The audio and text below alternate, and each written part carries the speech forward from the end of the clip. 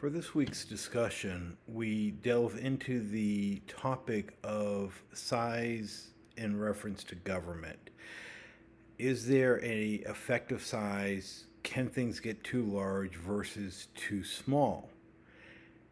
It's important to remember, as we have read from John Locke, that legitimate government is based on the consent of the governed to protect life, liberty, and property.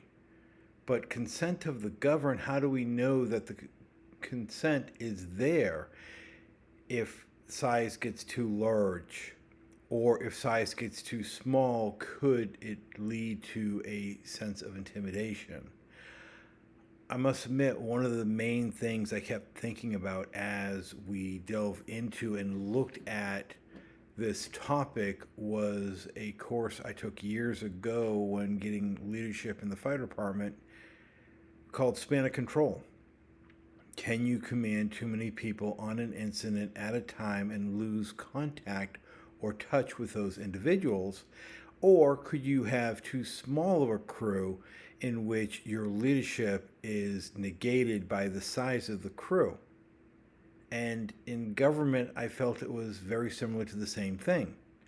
If a government becomes too small, it is important to understand that some of the biggest problems they're going to have is finance is the main one that comes to my mind. The source of revenue to a smaller government gives that government a smaller amount of money coming in, and thus it will have more difficulty to be able to fund projects that would be needed. There's also the size of the ability to absorb shocks.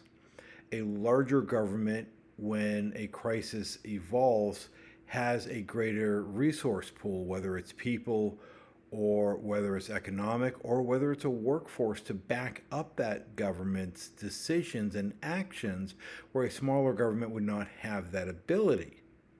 But at the same time, we must be careful of getting too large. A quote that I remember Ronald Reagan making that said that the problem with government is government.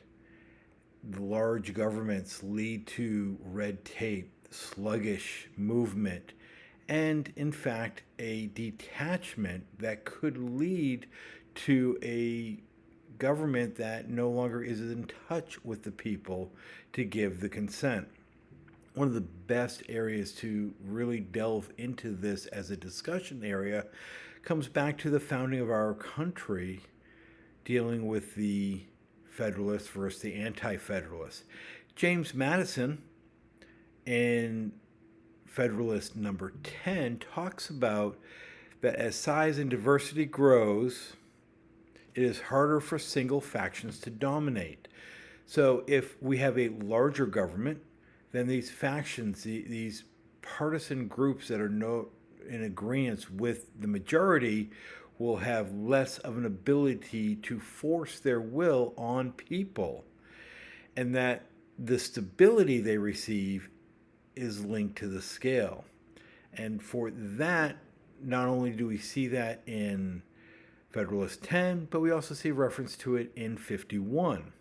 Madison also writes in Federalist 14, that the key to a large republic functioning, and this is how the larger government would stay in touch with the people, is through an upkeep of infrastructure, roads, communication, and that in turn allows the main body of government to be connected with the representation of the people to understand their will. Now, of course, the Federalists were countered, and there were some great writings of the Anti-Federalists. Brutus, one of the ones I use quite often with my students in class, in Brutus 1, talks about representatives are distant from their local conditions, which is exactly what Madison was facing off in 14. That the government will eventually tend to consolidate, and that will erode the state and the local level if the government gets too large. And if the local levels get eroded, then the representatives will no longer have a desire or a need to worry about the will of the local. and that would in turn lead to an endangerment of liberty. We also see the anti federalist writings, The Federal Farmer, where he talks that a centralized and sparsely represented cannot adequately sense the classes, religions, or interests of the people. And again, we go back to if the government is too large, then the government would lack the ability to make contact with the locals, to understand what the local interests are, and thus would not represent them at the upper level. But at the same time, as we say all that, I finish with the thoughts of Aristotle, where he talks about a government should be small enough so that the people know each other. Thank you.